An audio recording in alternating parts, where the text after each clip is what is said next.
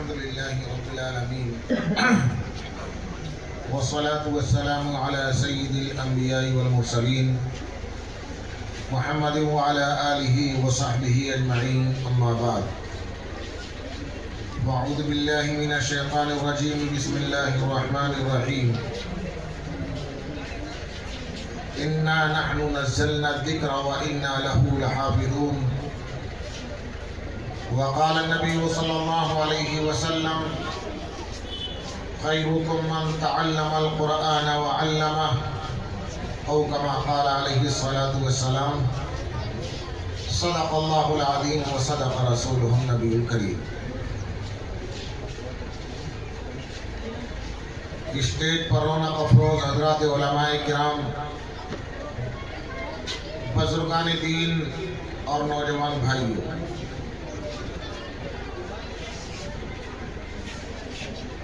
یہ مجلس اور یہ اجلاس، یہ جلسہ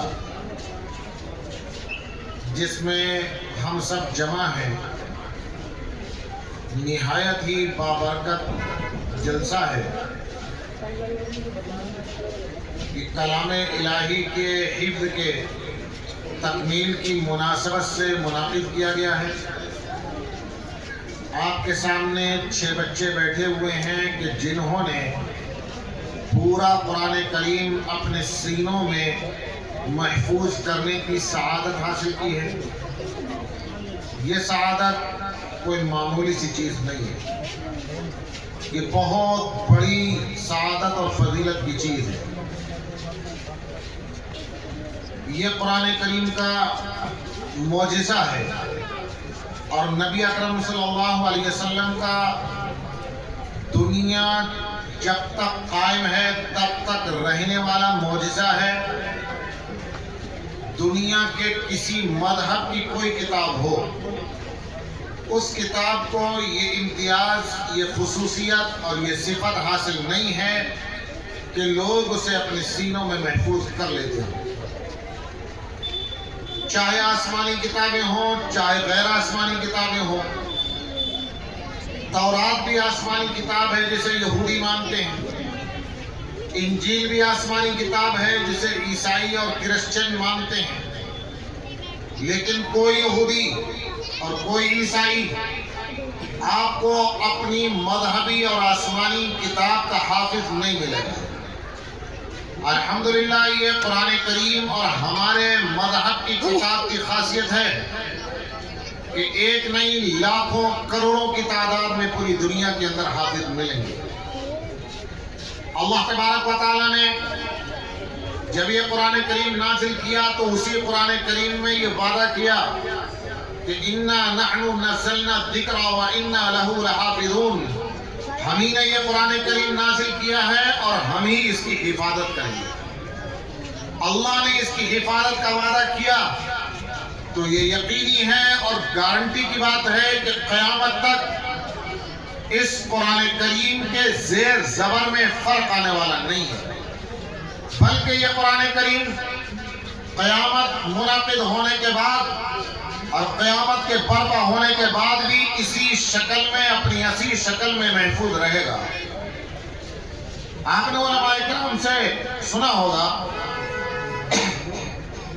علماء کرام سے آپ نے سنا ہوگا کہ قیامت جب برپا ہو جائے گی، حشر کے میدان میں جب حساب کتاب ہوگا، اس وقت اللہ تبارک و تعالیٰ ایک حافظ قرآن سے کہیں گے کہ تو قرآن کریم کو پڑھتا جا اور جنت کے درجات پر اوپر کو چڑھتا جا.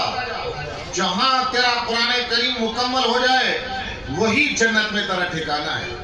ظاہر سی بات ہے اگر قیامت کے اندر یہ قرآن کریم باقی نہیں رہے گا تو وہ حافظ کہاں سے پڑھے گا. اس لیے یہ طے ہے کہ دنیا تو دنیا، آخرت میں بھی یہ کلام اور قرآن کریم ختم ہونے والا، فنا ہونے والا نہیں ہے. یہ محفوظ ہے اور محفوظ رہے گا. حفظ قرآن کریم کی نعمت کو دیکھ کر بہت سے لوگ اسلام کے اس معجزے کو دیکھ کر ایمان میں داخل ہو جاتے ہیں. امام قرطبی ایک بہت بڑا امام ہے تفسیر کے، انہوں نے قرآن کریم کی تفسیر قرطبی لکھی ہے. اس میں انہوں نے ایک واقعہ لکھا ہے حضرت یحییٰ ابن اکثم سے نقل کرتے ہوئے. یحییٰ ابن اکثم فرماتے ہیں کہ ہارون رشید کے بیٹے مامون الرشید ہارون الرشید کے بعد خلیفہ بنے، مسلمانوں کے خلیفہ اور بادشاہ. ہارون الرشید کے بعد مامون الرشید نے ملک سنبھالا. اور میرے دوستو، ہارون الرشید کا ملک اور اس کی حکومت اور اس کی بادشاہت اتنے بڑے ملک پر تھی کہ جب ہارون الرشید زندہ تھے، بغداد میں اپنے قلعے کی فصیل پر رات کے وقت میں بیٹھے ہوئے تھے. رات کے وقت میں بغداد کے اپنے قلعے کی فصیل پر بیٹھے ہوئے ہیں ہارون الرشید. ایک طرف سے بادل اٹھا، کالی گھٹا اٹھی، گڑگڑاتا ہوا، چمکتا ہوا. ایک طرف سے بادل اٹھ کر پورے بغداد پر چھا گیا اور اڑتا ہوا آگے چلا گیا.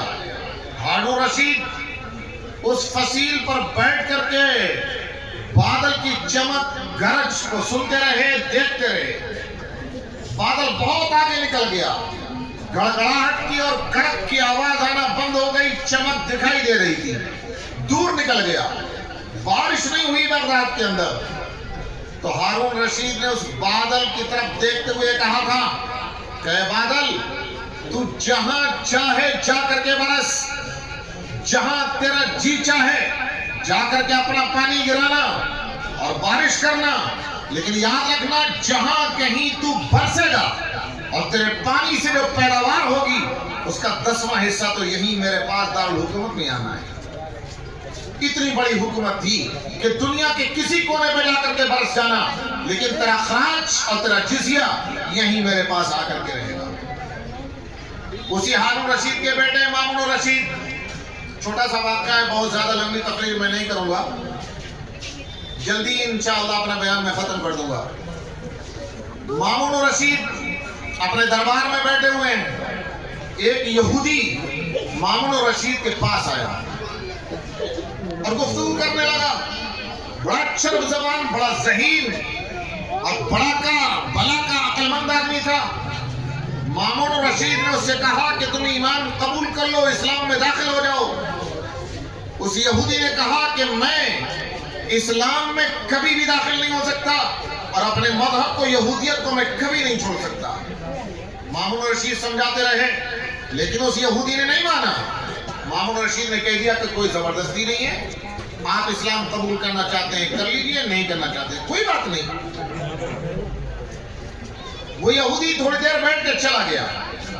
پورا 1 سال گزرا. 1 سال گزرنے کے بعد پھر وہ مامون کے دربار میں آیا. اب وہ ایمان قبول کر چکا تھا، مسلمان ہو چکا تھا. مامون الرشید نے اس سے پوچھا کہ تم وہی یہودی ہو جو 1 سال پہلے آئے تھے؟ میں نے تمہیں ایمان کی، اسلام کی دعوت دی تھی. کہا میں وہی ہوں. کہا اب کیا حال ہے؟ کہا میں ایمان میں داخل ہو چکا ہوں، میں مسلمان ہو چکا ہوں، اسلام قبول کر چکا ہوں. تو مامون الرشید نے پوچھا کہ 1 سال پہلے میں نے تمہیں ایمان کی دعوت دی تھی، تم نے ایمان قبول نہیں کیا تھا، اب کیوں تم نے ایمان قبول کر لیا؟ اسلام کی کون سی خاص بات تمہیں ایسی لگی کہ جس کی وجہ سے تم نے اسلام قبول کر کے اور اسلام کی غلامی کو اختیار کر لیا؟ اس وقت میں اس یہودی نے جو جواب دیا وہ اصل تمہیں سنانا اور سمجھانا مقصود ہے. اس یہودی نے کہا کہ میں بہت شاندار لکھنے والا آدمی ہوں، میں آرٹسٹ ہوں، کاتب ہوں، خطاط ہوں. بہترین میری رائٹنگ، ہینڈ رائٹنگ ہے اور قلم سے بہترین میں کاغذ پر لکھتا ہوں. اچھا پہلے قلم سے ہی لکھا جاتا تھا، اب تو کمپیوٹر کا دور ہے. یہ جو بینر بنتے ہیں، اشتہار بنتے ہیں، سب کمپیوٹر سے بنتے ہیں. ورنہ پہلے تو اشتہار بھی بنتے تھے ہاتھ سے اور بینر بھی بنتے تھے، اشتہار تھے. آپ نے دیکھا ہوگا کہ برش لے کر کے، پینٹ لے کر کے آتے تھے، ایڈورٹائز لکھنے والے دیواروں پر لکھتے تھے، بورڈوں پر لکھتے تھے. ابھی بھی بہت سی جگہ لکھتے ہیں. ہمارے ہاں دارالعلوم دیوبند میں ایک شعبہ خوش خطی ابھی بھی قائم ہے. اس میں बच्चों को उर्दू और अरबी बेहतरीन से लिखना सिखाई जाती है और अभी भी बहुत अच्छे अच्छे लिखने वाले मौजूद हैं। उस यहूदी ने कहा कि मैं बहुत शानदार किताबत करता हूं, लिखता हूं। फिर उसने कहा मैंने अपनी मजहबी किताब तौरात की 3 कॉपी तैयार की, 3 तौरात के नुस्खे मैंने तैयार किए और उसमें मैंने अपनी तरफ से कमी ज्यादती कर दी। कहीं कोई लफ्ज ज्यादा कर दिया, कहीं कोई लफ्ज कम कर दिया, कहीं आयत बढ़ा दी, कहीं आयत कम कर दी और 3 नुस्खे तैयार करके मैं अपने यहूदी उलमा के पास लेकर के गया और मैंने कहा कि लो ये तौरात है और देखो मैंने कितना शानदार खूबसूरत लिखा है, इसे आप कबूल कर लीजिए। उन्होंने उसे देख करके खुशी का इजहार किया, कबूल कर लिया और मुझे इनाम से नवाजा। मैं इनाम लेकर चला आया। कहता फिर मैंने 3 नुस्खे इंजील के लिखे, ईसाइयों की किताब के, उसमें भी कहीं आयत कम कर दी, कहीं आयत बढ़ा दी और वो मैं कलीसा में गिरजा घर में ईसाई पादरियों के पास लेकर के गया और मैंने कहा देखो मैंने कितनी खूबसूरत इंजील लिखी है, आप इसे कबूल कर लें। उन्होंने भी उसे कबूल कर लिया, मुझे इनाम से नवाजा। हालांकि मैं दोनों में, तौरात के अंदर भी इंजील के अंदर भी रद्दो बदल कर चुका था, तब्दीली कर चुका था, कहीं कमी कर दी थी, कहीं ज्यादती कर दी थी। फिर वो कहता है यहूदी, अब तो वो ईमान ला चुका था, पहले यहूदी था। फिर वो कहता है कि फिर मैंने मुसलमानों की किताब कुरान करीम के 3 नुस्खे लिखे, उसमें भी यही किया। कहीं पर मैंने कोई आयत कम कर दी, कहीं पर कोई आयत मैंने बढ़ा दी, रद्दो बदल कर दिया, तब्दीली कर दी। फिर मैं मुसलमान उलमा के पास लेकर गया और मैंने कहा देखो मैंने कुरान करीम कितना शानदार लिखा है और मेरी तहरीर और मेरी किताबत कितनी उम्दा है, आप इसे कबूल कर लें, अपने पास रखें इन 3 नुस्खों को, कुरान करीम को। वो कहता है कि उन उलमाए इस्लाम ने उस कुरान करीम को लिया, अपने घर के बच्चों को बुलाया और पढ़ने के लिए दे दिया और ये कहा कि ये कुरान करीम पढ़ करके देखो, इसमें कहीं पर कोई गलती तो नहीं है, इसमें कहीं पर कोई गलती तो नहीं है, सही लिखा है या नहीं लिखा है। उन बच्चों ने, छोटे छोटे बच्चों ने उसे पढ़ना शुरू किया और जहां कहीं भी गलती थी, पूरे लफ्ज को, आयत को बदलना तो दूर की बात, जेबर जेर की भी अगर कहीं पर गलती थी, एक नुक्ते की भी गलती थी, उन मुसलमान उलमा के घर के बच्चों ने एक एक गलती पर निशान लगा दिया और तमाम कुरान के नुस्खों पर निशान लगाकर मुझे वापस कर दिया कि इसमें गलतियां हैं। उलमाए इस्लाम ने उसको कबूल नहीं किया और ये कहा कि हमें ऐसे कुरान और ऐसे नुस्खे नहीं चाहिए जिसमें रद्द बदल कर दी गई हो, कभी ज्यादती कर दी गई हो, गलतियां कर दी गई हो। और फिर ये कहा कि यहूदी तेरी ये साजिश कामयाब होने वाली नहीं है, हम कागज पर और कुरान करीम के नुस्खों से ज्यादा अपने सीने पर भरोसा रखते हैं। हमारे बच्चों के सीनों में ये कुरान करीम महफूज है, जब तक हमारे बच्चे हैं इस कुरान करीम में कोई रद्द बदल नहीं कर सकता। वो यहूदी कहता है कि उस दिन से मुझे यकीन हो गया कि इस कुरान करीम की हिफाजत अल्लाह करते हैं और जिस मजहब की किताब की हिफाजत खुद अल्लाह करे तो वो मजहब बिल्कुल बरहक होगा।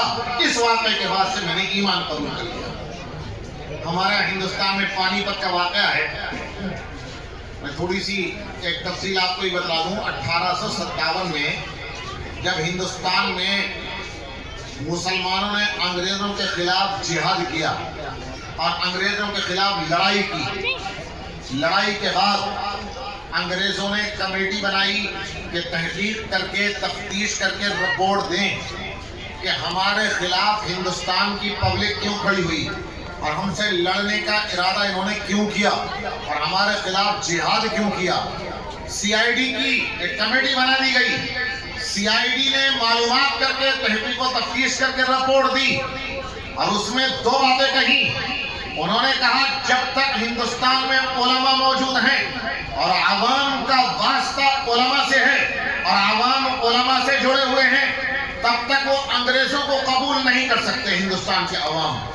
और जब तक कुरान करीम मौजूद है उस वक्त तक किसी दूसरे मजहब को ये कबूल नहीं कर सकते। उन्होंने ये भी लिखा कि ये भी तय है कि अंग्रेजों के खिलाफ खड़े होने वाले और अंग्रेजों के खिलाफ बगावत करने वाले 98% मुसलमान हैं। ان مسلمانوں کو جب تک علماء سے قرآن کریم سے الگ نہیں کیا جائے گا اس وقت تک ہماری حکومت مضبوط نہیں ہو سکتی۔ تاریخ کی کتابوں میں لکھا ہے کہ اس رپورٹ کے آنے کے بعد انگریزوں نے علماء کو شہید کرنا اور پھانسی پر چڑھانا شروع کیا۔ خود انگریزوں نے لکھا ہے کہ آگرے سے لے کر دلی تک 200 کلومیٹر کا فاصلہ ہے۔ خود انگریز مورخ تاریخ ہسٹری لکھنے والا ایک مسٹر تھامسن ہے، وہ لکھتا ہے آگرے سے لے کر دلی تک کوئی درخت ایسا نہیں تھا جس درخت پر کسی نہ کسی عالم کی لاش لٹکی ہوئی نہ ہو۔ اس قدر علماء کو شہید کیا گیا۔ قرآن کریم کے نسخے مدرسوں سے لے کر گھروں سے ڈھونڈ کر جلائے جانے لگے۔ اکیلے دلی شہر میں 1000 کے قریب مدرسے تھے، ان کے اوپر بلڈوزر چلا کر انہیں تہس نہس کر دیا گیا۔ قرآن کریم کو ٹارگٹ کیا گیا، علماء کرام کو ٹارگٹ کیا گیا۔ اسی زمانے کی 2 باتیں میں عرض کروں گا۔ اسی زمانے کا ایک واقعہ تو یہ ہے، پانی پت کے اندر ایک مسلمان کسی انگریز کے بڑے افسر کا دوست تھا، اس کی دوستی ہو گئی کسی وجہ سے بھی۔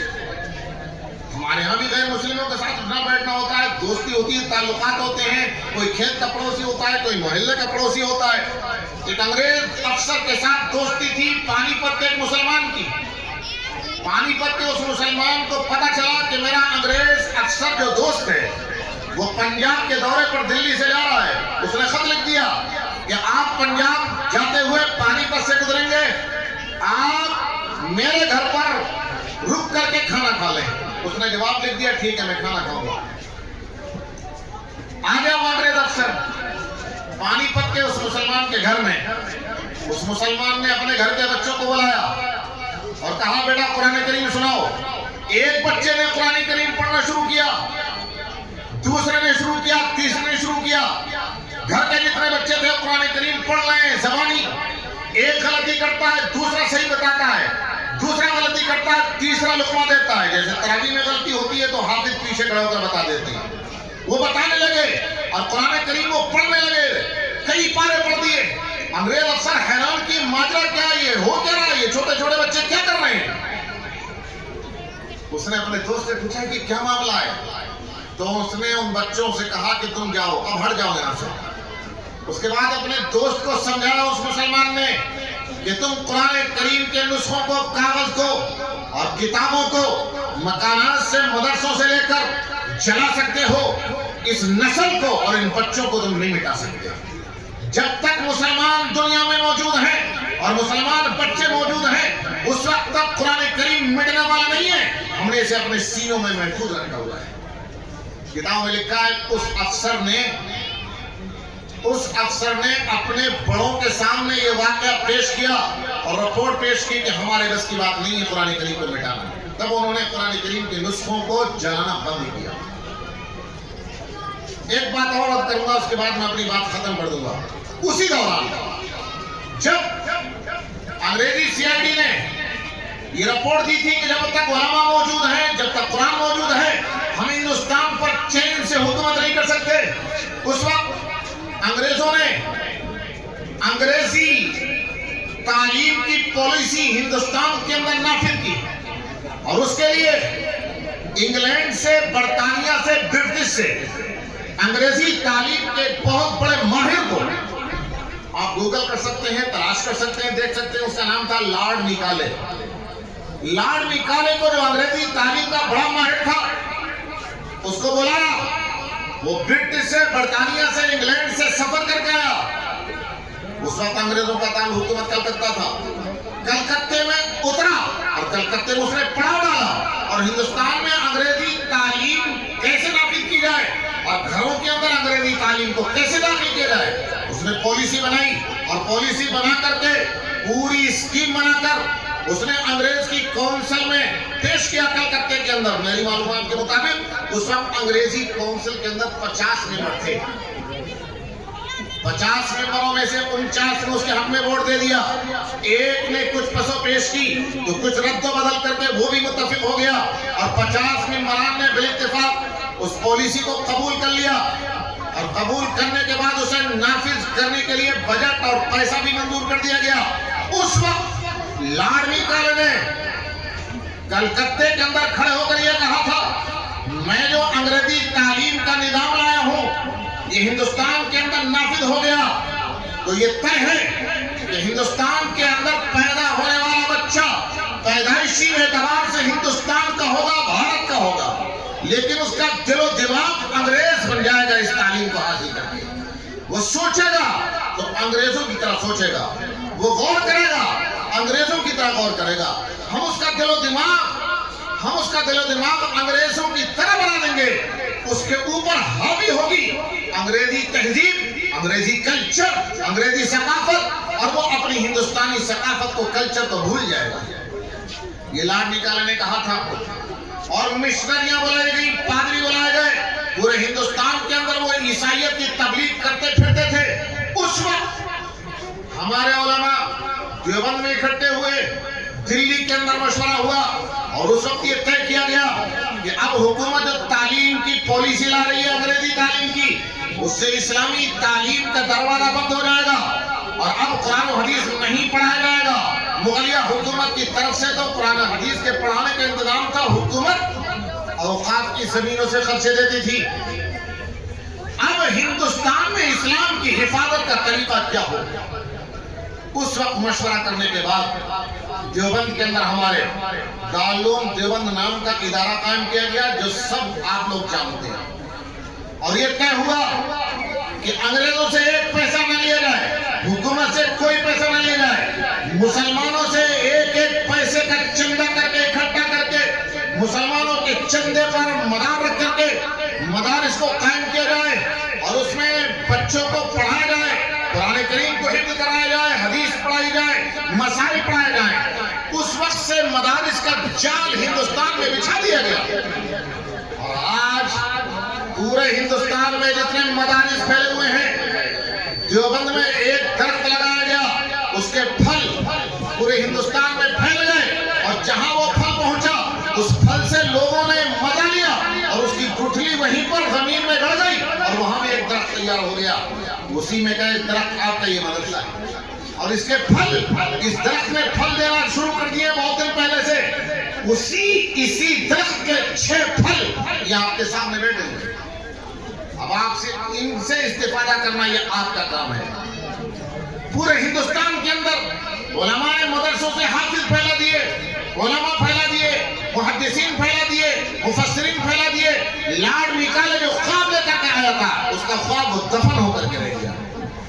ہمارے بڑے علماء میں سے ایک بہت بڑے عالم ہیں، میں جان بوجھ کر کے نام نہیں لینا چاہتا کسی مسئلے سے، بہت بڑے عالم ہیں،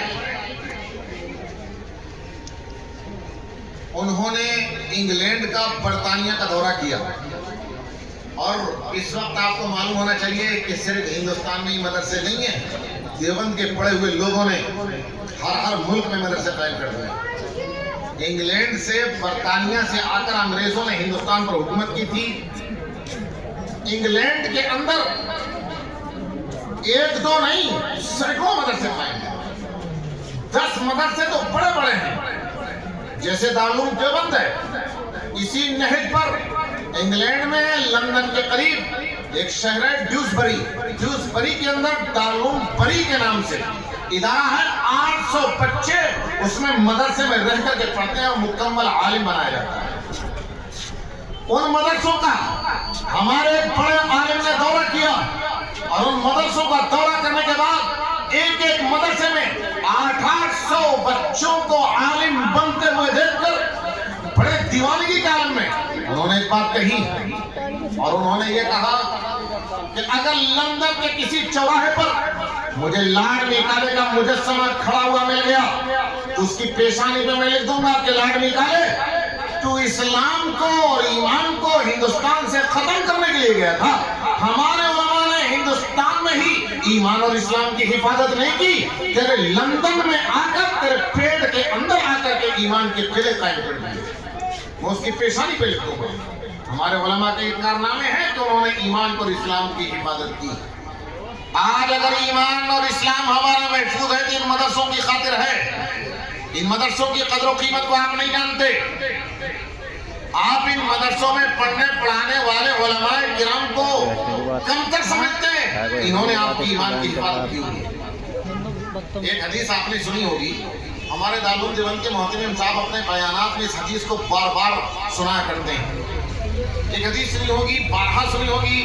नबी अकरम सल्लल्लाहु अलैहि वसल्लम ने इरशाद फरमाया कि जब बच्चा 7 साल का हो जाए, बच्चा पैदा होने के बाद 7 साल का हो जाए तो उसे नमाज पढ़ने को कहो।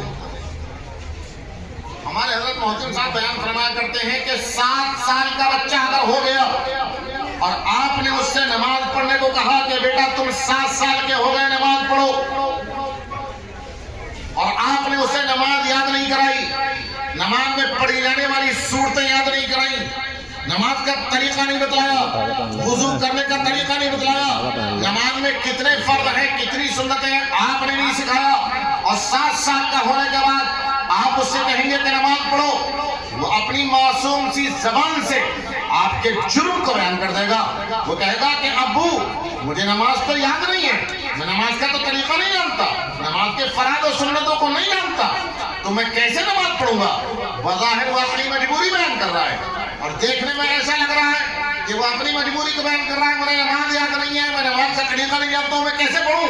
लेकिन सच्ची बात पूछो तो वो आपके मुंह पर शपथ मार रहा है कि जिम्मेदारी आपकी थी नमाज याद कराने की, जिम्मेदारी आपकी थी नमाज का तरीका सिखाने की, जिम्मेदारी आपकी थी फराइज याद कराने की, सुन्नत याद कराने की, लेकिन आपने तो ये काम नहीं किया। अब आप मुझसे करें नमाज पढ़ो, मैं कैसे नमाज पढ़ सकता हूँ। गलती तो आपकी है, मुझे नमाज याद करानी चाहिए थी। लोगों जिम्मेदारी आपकी है। कुरान करीम का साफ हुक्म है, या अय्युहल्लज़ीना आमनू क़ू अनफुसकुम व अहलीकुम नारा, ईमान वालों अपने आप को भी जहन्नम से बचाओ और अपने घर वालों को भी जहन्नम से बचाओ। कुरान करीम का अल्लाह का हुक्म है, घर वालों को और आने औलाद को, छोटे बहन भाइयों को, अपने मातहत रहने वालों को जहन्नम से बचाने की जिम्मेदारी आपकी है। दीन सिखाने की जिम्मेदारी आपकी है, दीन पर अमल कराने की जिम्मेदारी आपकी है। इन उलमा की जिम्मेदारी नहीं है। आप इनका एहसान मानो कि आप में से कोई खेती बाड़ी में लगा हुआ है, कोई दुकानदारी में लगा हुआ है, कोई नौकरी में लगा हुआ है, सुबह को निकलता है, शाम को घर में दाखिल होता है, आप अपने बच्चों को नहीं देख पाते। इन उलमाए किराम ने देखा कि हमारी कौम अपने कारोबार में दुनियादारी में लगी हुई है, बच्चे गलियों में फिर रहे हैं और बच्चों की कोई फिक्र नहीं है। आपकी जिम्मेदारी इन उलमाए किराम ने अपने कंधों पर ले ली और आपका आसान कर दिया कि तुम अपने काम देखो। आपके बच्चों को कुरान पढ़ाना, नमाज याद कराना, फराइज सिखाना, सुन्नतें सिखाना हम अपने कंधों पर लेते हैं। ये आपका काम कर रहे हैं, अपना काम नहीं कर रहे हैं, आपका काम कर रहे हैं। आप इनको अपना मोहसिन मानो, आपके ऊपर इनका एहसान है। आपने सुना होगा एक बहुत बड़े आलिम और हमारे बुजुर्गों में बहुत बड़े बुजुर्ग हजरत मौलाना अशरफ अली साहब थानवी रहमतुल्लाह अलैह गुजरे हैं। आप किसी मुजफ्फरनगर जिले के थे, अब तो शामली जिला अलग बन गया, थाना भवन वहां चला गया, वरना थाना भवन के रहने वाले मुजफ्फरनगर के थे।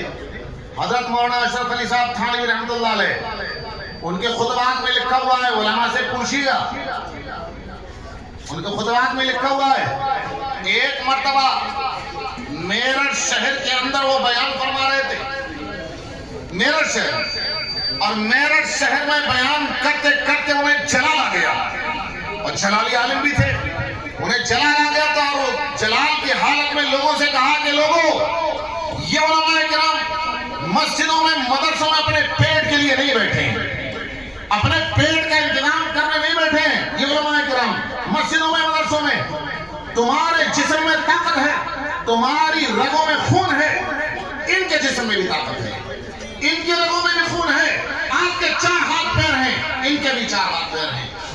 तुम अपने पेट के लिए खेती बाड़ी करते हो, ये भी खेती बाड़ी कर सकते हैं।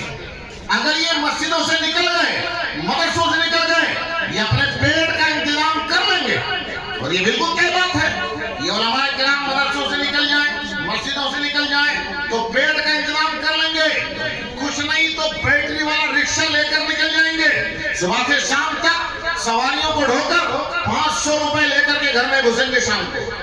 कुछ नहीं, बैटरी का रिक्शा खरीदने के लिए भी पैसा नहीं है।